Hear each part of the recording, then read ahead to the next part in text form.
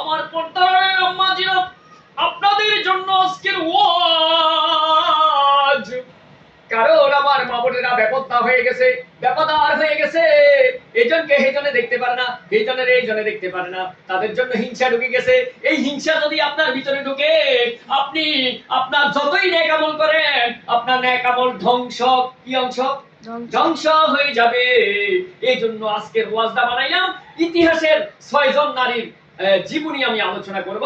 আল্লাহ রাব্বুল আলামিন যদি তৌফিক দান করেন, আপনারা খরগোশের কানের মতো আজকে আমরা ওয়াজ শুনি, আমরা নসিহত শুনি, কিন্তু আমাদের অন্তরে বসে না। কি জন্য করে না? আমরা ডাইন কানে শুনি, বাম কানে চলে যায়, বাম কান দিয়ে চলে যায়। এই জন্য আমি আজকে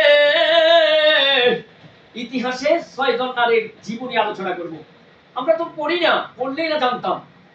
আপনি যদি পড়তেন তাহলে জানতেন। ইতিহাসের জীবনীগুলি যদি পড়তেন, সাহাবীদের জীবনী যদি পড়তেন, তাহলে আপনার মনে